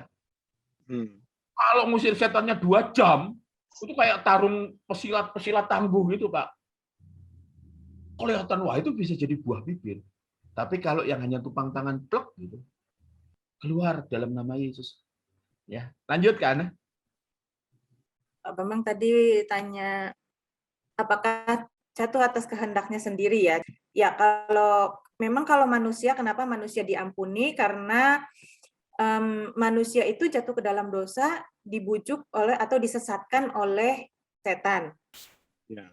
Nah, tetapi kalau setan itu ketika diciptakan itu tidak dalam bentuk progresif. Nah, manusia ini ketika diciptakan dalam bentuk progresif, artinya bisa berkembang, baik itu secara fisik maupun secara rohani. Sedangkan setan ketika diciptakan, dia sudah dalam keadaan permanen. Pengetahuannya permanen, pemahamannya akan Allah permanen. Kalau manusia tidak. Jadi manusia itu pemahaman akan Allah itu bertumbuh, kalau setan enggak. Sudah, nah ini ya, gini di Yeskiel 28 ayat 12, hai anak manusia, ucapkanlah suatu ratapan mengenai Raja Tirus dan katakanlah kepadanya begini. Beginilah firman Tuhan Allah, gambar dari kesempurnaan engkau, penuh hikmat maha indah. Ketika Lucifer ini yang sebelum dia jatuh dalam dosa itu diciptakan, dia gambar dari kesempurnaan penuh hikmat maha indah. Dia tidak ada cacat celak. Ya, dikatakan ayat 15, engkau tak bercela dalam tingkah lakumu sejak hari penciptaanmu sampai terdapat kecurangan padamu. Jadi Tuhan menciptakan setan, tidak ada benih dosa di dalam dirinya. Sampai dia sendiri berbuat kecurangan. Ya, engkau tak bercacat celah dalam tingkah lakumu sejak hari penciptaan. Sejak hari penciptaan dia diciptakan dengan sempurna, penuh hikmat, maha indah. Tentu dalam berbagai aspek, bukan hanya dalam fisiknya aja, tetapi dalam pengetahuan, dalam karakter, dalam segala sesuatu. Jadi memang dia jatuh melawan Tuhan Yesus, anak tunggal Bapa, itu karena pilihannya sendiri. Nah, tadi pertanyaan yang kedua sudah dijawab panjang lebar oleh Kak Sony. Intinya saya hanya bilang bahwa kalau harus ngebom atau nuklir itu tidak ada, ya, bom baru ditemukan di abad ke-20, tidak ada di abad pertama. Itu yang lagu Iya. pujian Misa Paskah Gereja Katolik itu ada di kolom chat ya kalau mau cari di YouTube. Ya, judulnya Exultet, di bait terakhirnya itu ada mengutip kata-kata Lucifer. Kadangkala orang-orang yang tidak bertanggung jawab, ya orang-orang Kristen yang tidak suka dengan Katolik, hanya memotong di bagian terakhirnya saja, seolah-olah orang Katolik memuja setan gitu. Padahal ya itu tentang Lucifer yang diambil dari kitab Petrus tadi. Nah, ini dari Yuni. Kak Sony, saya masih belum paham anak-anak Allah adalah malaikat. Bisa tolong dijelaskan kembali? Ya, sebutan bagi malaikat itu adalah salah satunya adalah anak-anak Allah. Jadi segala makhluk yang memiliki roh itu bersifat kekal. Segala makhluk yang tidak memiliki roh itu bersifat fana. Jadi misalnya seperti hewan-hewan, anjing, kucing, itu tidak akan masuk surga. Kalau mati ya sudah selesai. Tetapi manusia atau setan atau malaikat atau pokoknya segala makhluk yang memiliki roh itu bersifat kekal. Kenapa? Karena roh segala makhluk itu berasal dari Allah.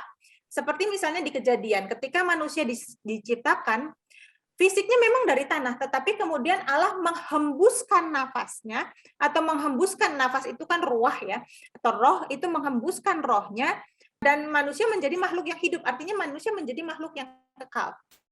Nah, kalau kita menghembus nafas, tentu kita menarik nafas dulu. Tarik, terus buang, gitu kan ya.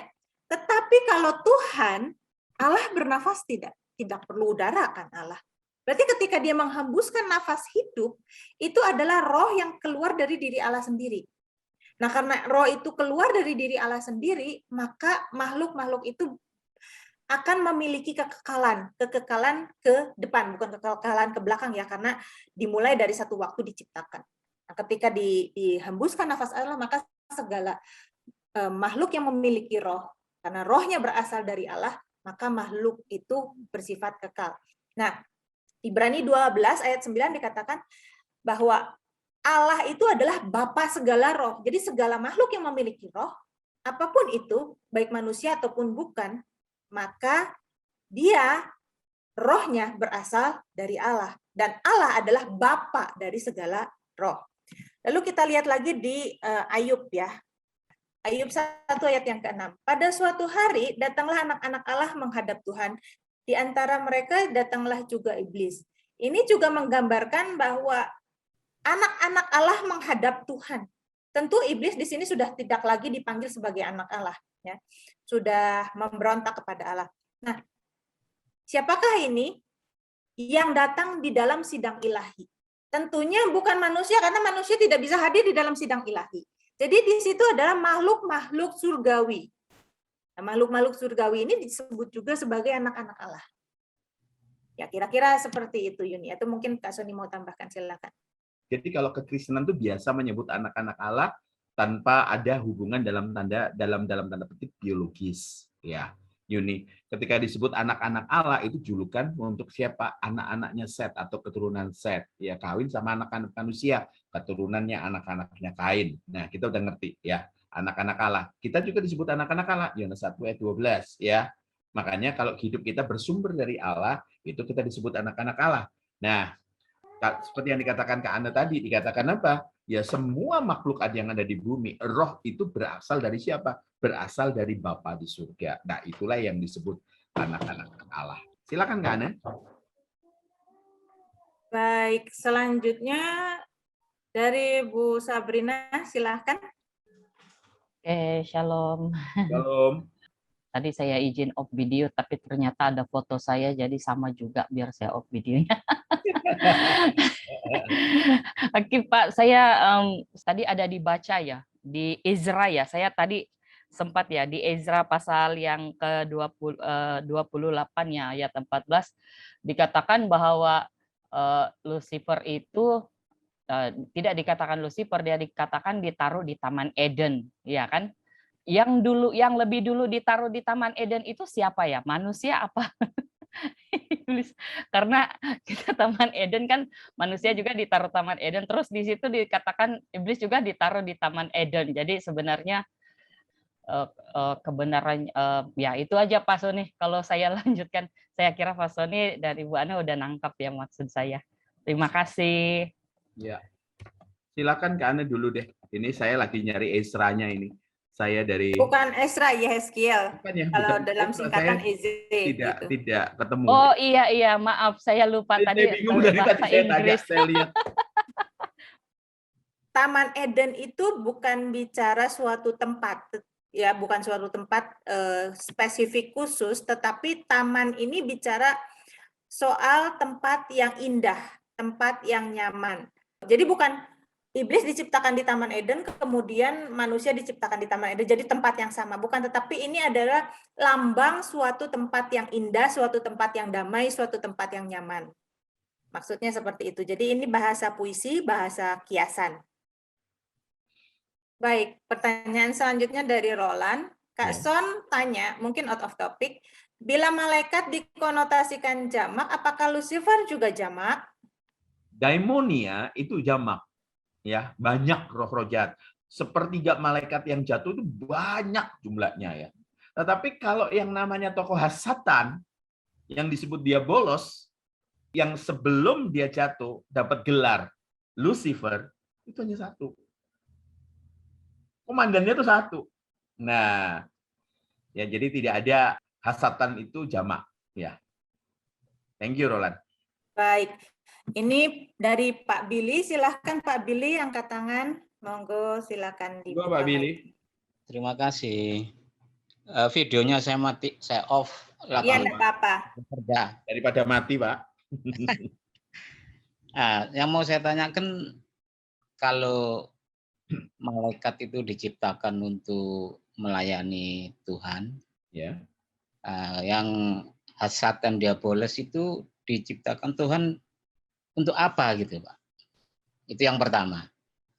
Kemudian kalau kita lihat di dunia okultisme perdukunan itu kan setan juga bisa melakukan mukjizat. Iya.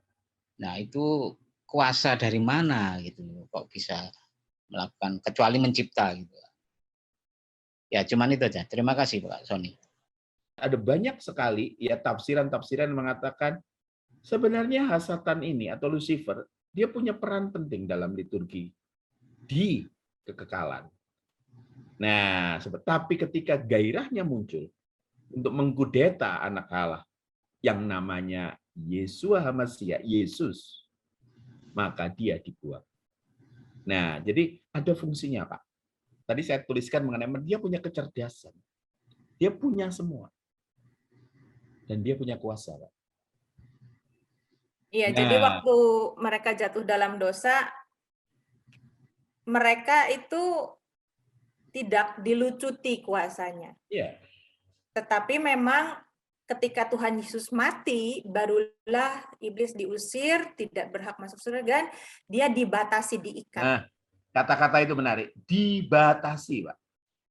Dan dalam Wahyu kan, iblis itu diikat 1000 tahun. Literal atau figuratif, Pak? Figuratif. Artinya kenapa? Itu bukan diikat beneran, tetapi dibatasi kekuasaannya. 1000 tahun, 365 hari kali 1000, enggak. 10 kali 10 kali 10. 10 kali 10 itu 100. 100 kali 10, 1000. Artinya kenapa? Sangat panjang. Gitu. Ya, jadi kekuasaannya iblis tidak atau setan-setan itu atau malaikat-malaikat, karena mereka itu diciptakan untuk melayani Tuhan Yesus, dan mereka diberi fasilitas bagaimana mereka melayani Tuhan Yesus di surga, dan itu tidak dihilangkan ketika mereka jatuh dalam dosa. Nanti baru ketika masuk neraka ya, pada waktu penghukuman. Tidak dihilangkan sama sekali. Gitu. Ketika Tuhan Yesus mati di kayu salib, mereka mulai dibatasi kekuasaannya. Ya, karena kenapa? Karena Tuhan Yesus itu sudah menang, artinya nama Yesus bisa mengalahkan mereka. Baik, kita terus dulu ya. Dari Rudi Irawan.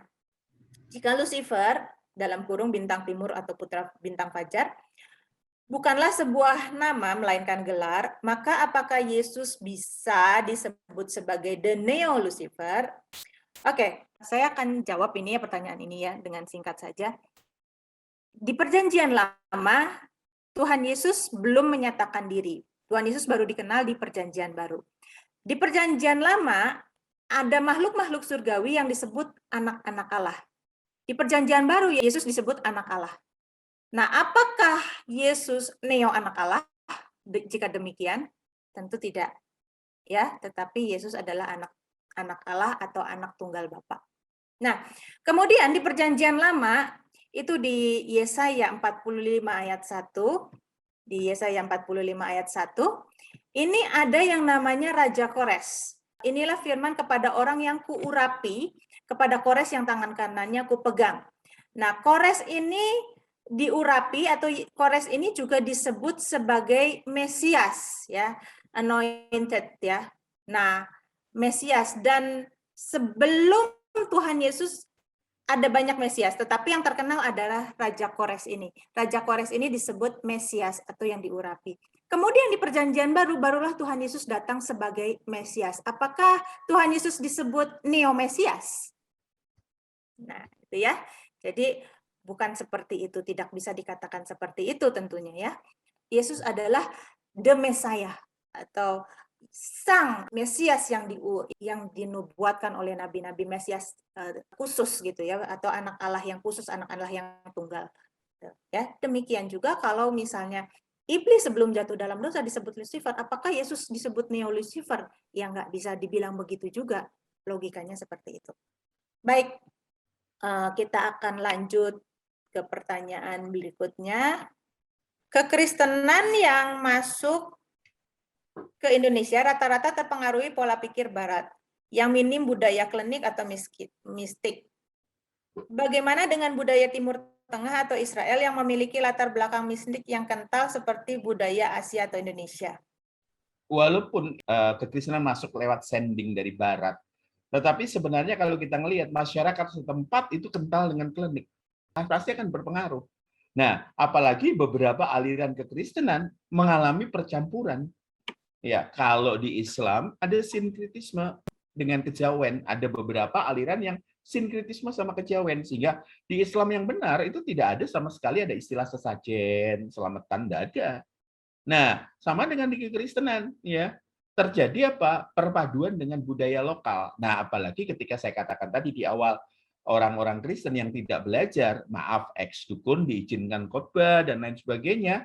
Ex-dukun kalau dia belajar nggak apa-apa, monggo saja khotbah. Tapi kita nggak bisa bedakan yang mana yang khotbah, yang mana kesaksian. Mantan orang sakti kemudian diizinkan bicara seenaknya saja soal kuasa kegelapan. Padahal kalau kita lihat apa yang dia sampaikan harus sesuai dengan firman Tuhan, tidak bisa ditawar. Seperti itu. Sekarang pertanyaan selanjutnya ya.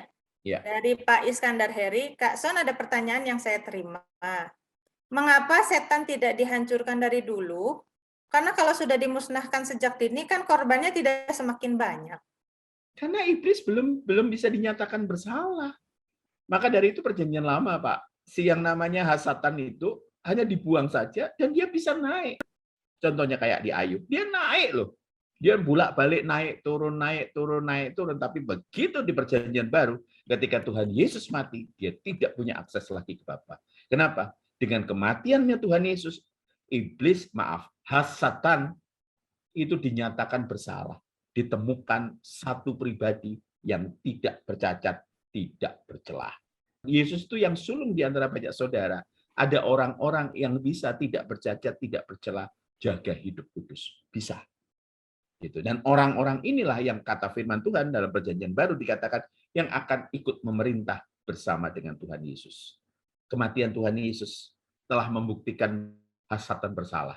Ya, justru ada implikasinya ada dua. Karena Tuhan Yesus mati dari kayu salib, maka apa? Akan ada pengadilan. Makanya disamakan Tuhan Yesus di Filipi 2:5-9, Tuhan Yesus turun jadi manusia, mengosongkan diri jadi manusia. Kalau setengah manusia, bahaya gitu loh. Makanya dikatakan Yesus bisa berbuat salah. Bisa, tapi dia tidak mau berbuat salah. Makanya Yesus jadi teladan. Kalau Yesus bisa, kita pun harus bisa. Kalau Yesus semuanya hanya dikondisikan saja sebagai syarat, pura-pura, nggak bisa Tuhan Yesus bilang, kuduslah kamu sebab aku kudus. Nggak bisa. Kenapa? Karena Yesus dipermudah. Tapi karena Yesus tidak dipermudah oleh Bapa, sampai di Taman Getsemani sampai mencucurkan keringat dengan bercampur darah, Tuhan Yesus memberikan teladan. Silakan Kak Ane. Ya, jadi Tuhan itu kalau bekerja itu tidak semau-mau gue ya, karena Tuhan itu walaupun dia berdaulat, tetapi dia itu sangat tertib dan dia menciptakan tatanan dan dia bekerja di dalam aturan yang dia ciptakan sendiri. Nah, itulah Allah kita. Jadi Allah kita itu Allah yang adil, Allah yang tertib, yang tidak suka-suka sendiri. Contohnya misalnya banyak orang memahami bahwa Tuhan itu memilih yang ini dan membuang yang itu. Itu namanya Allah yang suka-suka sendiri. Apa dasarnya? Oh ya nggak ada. Pokoknya Tuhan ya semau-maunya Tuhan karena Tuhan maha bijaksana. Jadi dia milih loh. Kalau kayak gitu kan justru Tuhan nggak bijaksana. Nah demikian juga ketika Lucifer ini diciptakan, Lucifer ini dikatakan tadi penuh hikmat. Pengertiannya tentang Allah itu dia itu bukan makhluk yang progresif seperti manusia, tetapi makhluk yang diciptakan dalam keadaan permanen. Nah, seharusnya dia mengerti bahwa dia sebagai ciptaan dia tidak mungkin melawan Tuhan Yesus sang pencipta. Tetapi kenapa dia bisa berani melawan? Karena dia melihat ada celah hukum yang Tuhan ciptakan itu. Kita lihat aja ya ayatnya ya di Yehezkiel. Ini yang tadi Kak Sony jelaskan. Nah, engkau tak bercela dalam tingkah lakumu sejak hari penciptaanmu sampai terdapat kecurangan padamu. Apa kecurangannya itu? Dengan dagangmu yang besar engkau penuh dengan kekerasan dan engkau berbuat dosa. Di sini dilambangkan dengan kata dagang. Orang dagang itu bisa untung, bisa rugi. Spekulatif. Nah, setan itu mengambil spekulasi di sini. Kalau aku lakukan ini, aku kemungkinan tidak bisa dianggap bersalah. Ini bisa satu topik sendiri, tidak bisa dijelaskan secara singkat. Nah, Adam dan Hawa seharusnya diciptakan untuk membuktikan bahwa ada makhluk yang bisa memiliki kehendak bebas dan taat penuh kepada Allah, tetapi Adam dan Hawa gagal. Maka turunlah Yesus menjadi ciptaan, menjadi manusia, berkeadaan persis seperti Adam, untuk menggantikan Adam yang sudah jatuh dalam dosa. Harus disamakan dengan Adam, karena Adam ini seharusnya membuktikan bahwa dia sebagai makhluk berkehendak bebas bisa mengalahkan Lucifer. Oke, kita lanjut ke pertanyaan berikutnya. Ada yang japri ke saya kan? Maaf Kak, berarti Ratu Pantai Selatan termasuk daimonia kah? Nah, ini saya langsung tuliskan di kolom chat ya. Daimonion berasal dari kata daimon, roh jahat yang berasal dari sepertiga malaikat yang jatuh karena dibujuk oleh setan. Tadi kita jelas ya, satu, hasatan itu hanya satu, tapi sepertiga roh jahat yang dibujuk oleh hasatan itu yang dibuang. Nah, hasatan atau setan itu punya struktur sendiri, punya kerajaannya sendiri. Yang namanya kerajaan, rajanya adalah hasatan itu tersebut. Nah, dia menciptakan sebuah hierarki. Nah, ada yang gurem, ada yang kecil memang, tapi ada yang tingkatnya menengah dan atas. Laut Selatan, kalau saya katakan hierarkinya sudah menengah ke atas. Silakan Kak Ane. Baik, ini pertanyaan Kak Sun untuk 1 Samuel 16 ayat 14 sampai 2 dan 23. Roh jahat dari Tuhan ini merepresentasikan setan secara fisik atau depresinya Saul sampai bisa dilihat orang kalau dia disiksa roh jahat dari Allah. Kalau roh jahat dari Allah ini saya mungkin minggu lalu menyampaikan ya bahwa sebetulnya di zamannya Samuel ini belum ada konsep tentang setan. Konsep tentang setan itu baru ada mulai dari masuk ke zaman pembuangan. Jadi ketika ada roh yang mengganggu Saul, walaupun itu roh jahat, semuanya itu dianggap dari Tuhan. Jadi bukan sekedar melambangkan depresi, tapi memang dia diganggu oleh roh jahat. Nah, terus ada pertanyaan lagi, Kak Sony mau tanya, berarti orang-orang indigo itu apa pemberian dari Tuhan atau bukan? Ada orang yang bisa, ya ada orang yang bisa melihat setan padahal dia nggak mau punya kemampuan seperti itu bagaimana Kak? Apa bisa dihilangkan atau bagaimana? Jelas bisa dihilangkan. Gini loh, yang namanya karunia itu apa sih? Kalau kita lihat dari kebenaran firman Tuhan, namanya karunia itu dipakai Tuhan untuk membangun jemaat. Sementara melihat setan, di mana letaknya dalam pembangunan jemaat, dalam melengkapi tubuh Kristus gitu loh. Maka dari itu kadang-kadang orang-orang ini diistimewakan. Kalau saya dulu indigo, karena keluarga saya sangat akrab dengan klinik, sangat akrab dengan kuasa-kuasa kegelapan. Bahkan ketika saya lahir, saya diupacarai. Saya diserahkan kepada kuasa kegelapan. Saya bergaul dengan setan. Loh, kenapa nggak takut? Bagaimana bisa mau takut kalau sudah tiap hari berhadapan dengan mereka? Umpamakan gini, di Jakarta itu di area Bekasi ada namanya Bantar Gebang. Bantar Gebang itu tempat TPA, tempat pembuangan sampah akhir, tempat pembuangan akhir. Nah, kalau Bapak Ibu ke sana, Bapak Ibu nggak melewati daerah situ, baunya luar biasa. Ya, tapi di situ ada warung. Orang-orang itu banyak tinggal di situ, bisa makan loh, bisa minum, bisa tidur. Kalau saya nggak bisa, saya bisa muntah. Kenapa orang-orang tersebut biasa? Ya karena hidupnya sehari-hari di situ, cari makannya di situ. Jadi udah terbiasa. Kenapa anak-anak indigo tidak takut? Awalnya pasti takut seperti saya dulu, tapi karena terbiasa. Apakah itu dari Tuhan? Tentu bukan. Kalau dari Tuhan pasti ada faedahnya untuk membangun jemaat. Contohnya, memindahkan kursi, memindahkan dengan kekuatan pikiran, memindahkan dengan kekuatan mental. Coba di mana? Di mana coba membangun jemaatnya?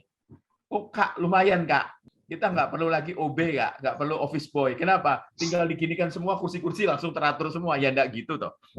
Ya fungsinya adalah membangun jemaat. Yang dipakai membangun jemaat itu tentu membangun supaya mereka menjadi apa? Manusia Allah yang sesungguhnya. Apakah bisa dihilangkan? Bisa.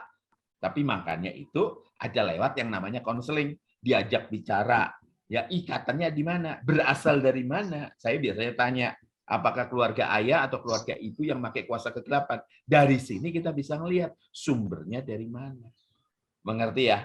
Saya pun dulu berasal dari kuasa kegelapan, sehingga saya tahu saya tidak mau pakai pengalaman saya untuk mengajarkan kebenaran firman Tuhan. Saya pakai kebenaran firman Tuhan, pengalaman itu hanya pelengkap. Itu pun dengan apa? Dengan syarat yang tidak sesuai dengan Alkitab saya hilangkan. Contoh yang tidak sesuai Alkitab. Saya melihat kerajaan kuasa kegelapan. Kerajaannya bagusnya luar biasa. Apa namanya? Ada putri-putri, ada semua. Wah, saya ngelihat begitu megahnya. Dan mereka itu baik-baik, sangat baik. Tapi saya katakan apa? Kebenaran firman Tuhan enggak. Dia bapak pembohong. Yang saya lihat itu sengaja ditanamkan di roh saya, ditanamkan di otak saya. Padahal itu bukan kerajaan. Oke, lanjut ke Ana. Ian Syarif, melihat pandangan Alkitab berdasarkan dunia yang diciptakan dengan two creation model dibanding agama lain yang single creation model, ciptaan yang sekarang dan ciptaan yang akan datang, dan juga faktor omniscient atau kemahatauan Tuhan sendiri. Jadi apakah setan itu merupakan bagian dari kejatuhan dunia? Begini, setan itu bukan bagian dari kejatuhan dunia, tetapi penyebab dunia jatuh ke dalam dosa. Karena dunia jatuh ke dalam dosa ketika manusia jatuh ke dalam dosa, dan manusia jatuh ke dalam dosa karena disesatkan oleh setan.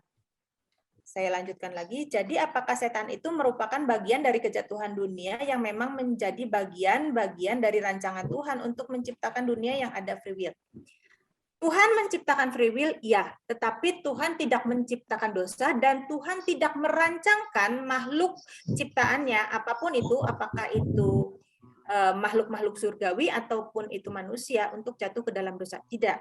Ya, jadi Tuhan tidak merancangkan atau merencanakan.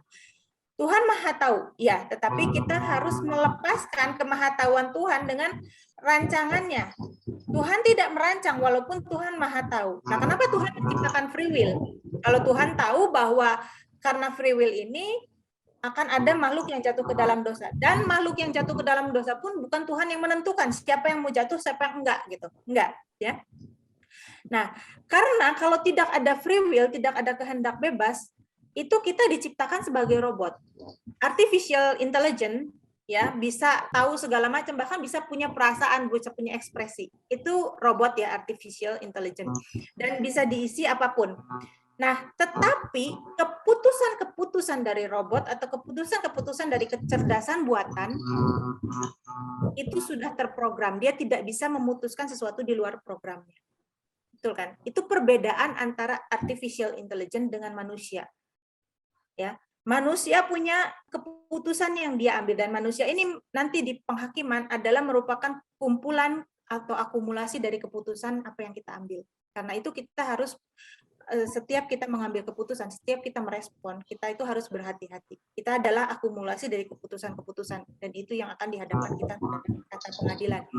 Nah, kalau kita tidak, atau makhluk-makhluk ciptaan Tuhan ini tidak diciptakan dengan free will, maka kita tidak ada bedanya dengan robot atau artificial intelligence yang walaupun sangat cerdas, yang walaupun bisa segala macam dan bisa berekspresi, bisa menyatakan cinta kepada Tuhan, kan bisa berekspresi, ya.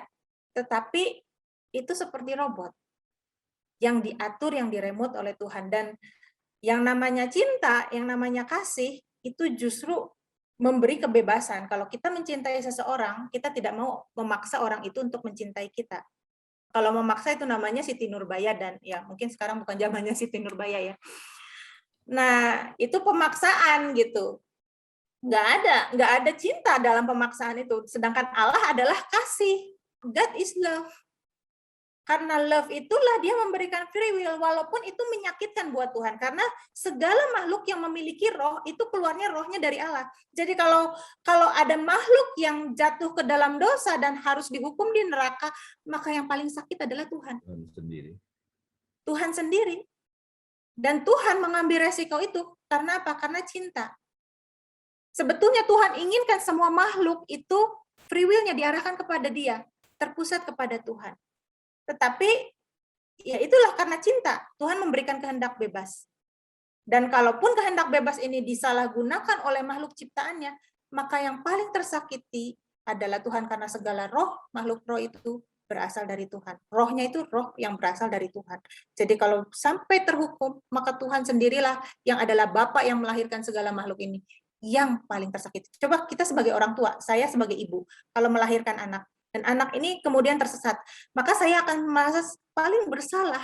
Kenapa? Karena kenapa saya tidak bisa mengarahkan anak ini? Kira-kira seperti itu, ya. Oke, saya minta tolong yang pertanyaan yang di YouTube. Bagaimana dengan musik bawah tanah atau underground? Banyak yang bilang itu adalah musik pemujaan setan. Siapa yang menciptakan musik setan? Kenapa masih ada ide untuk membuat musik setan? Seperti saya katakan tadi, Tuhan tidak menciptakan setan, Tuhan tidak menciptakan kejahatan. Ya, musik sendiri sudah ada di kekekalan, dipakai untuk memuji menyembah Tuhan. Dengerin, makanya punya pikiran, punya perasaan ya para malaikat tersebut. Jadi bukan robot yang hanya buka mulut gitu loh, ada kecintaan di dalamnya. Nah, Tuhan menciptakan musik. Nah, yang paling penting bagi musik itu sendiri sebenarnya ada di mana? Isi dari lagu tersebut.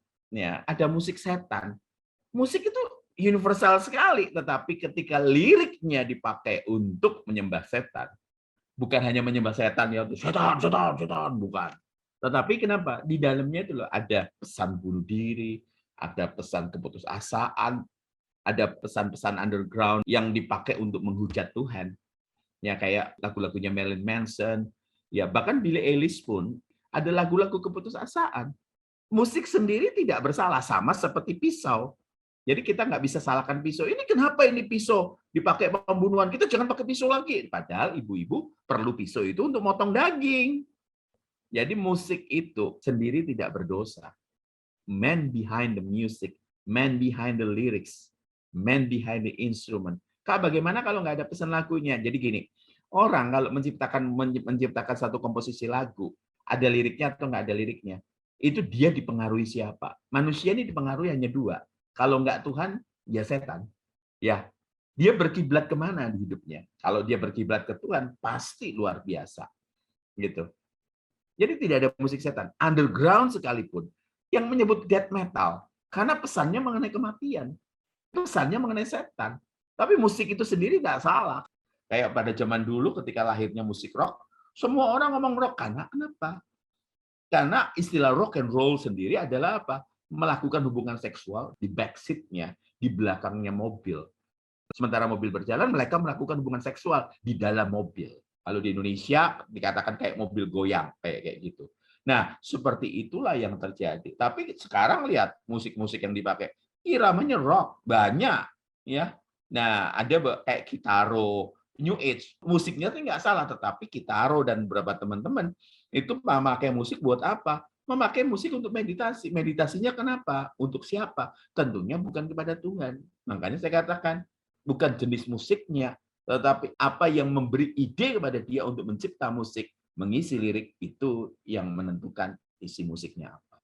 Ya, yang namanya seni, ya itu kan hasil cipta dan karsa manusia. Seni itu hasil budaya manusia. Baik itu seni musik, maupun seni lukis, seni fotografi, dan sebagainya. Nah, musik yang keras seperti apapun itu adalah hasil dari kreativitas manusia. Tetapi bisa disalahgunakan, sama seperti misalnya seni fotografi. Begitu fotografi bugil, nah itu kan yang salah kan. Tapi kalau fotografi yang lain-lain objeknya kan bagus-bagus aja. Begitu juga ketika musik liriknya diisi dengan hal-hal yang salah, nah itu yang jadi salah. Tapi musiknya sendiri nggak salah. Tapi memang musik yang keras seperti itu ya tidak bisa dipakai untuk kusuk menyembah Tuhannya gimana? Wah, Tuhan gitu kan nggak bisa ya. Nah, ini dari Yusak. Shalom Kak Son mau tanya, apakah daimonia atau diabolos bisa menyentuh fisik manusia atau memukul, mencekik, dan membunuh manusia? Bisa. Pada satu titik tertentu bisa. Di Alkitab ada satu orang yang ketika orang tuanya datang untuk kenapa anak ini selalu larinya kemana? Air dan api ya. Selalu dibawa ke situ. Jadi memang ada nyiksa. Bahkan yang di Gerasa pun sampai dirantai karena memang merusak. Seperti itu. Tapi juga jangan pernah lupa ada unsur kejiwaan juga. Nah, unsur kejiwaan juga hampir mirip. Makanya orang-orang itu harus bisa pinter ngiris gitu. Yang mana yang setan, yang mana yang jiwa. Jangan jiwa dibilang setan, yang setan dibilang jiwa. Jadi Yusak betul ada yang seperti itu. Jadi ada orang-orang yang cenderung untuk menyakiti diri sendiri karena kenapa? Ya cekik contohnya. Tapi bedakan ya Yusak dengan yang namanya tindihan ya. Tindihan. Orang beberapa ngomong tindihan itu, oh setan, ya. Dokter Luki mungkin bisa jelasin sedikit dengan yang namanya tindihan. Sleep paralysis, Kak ya? Ya, sleep paralysis.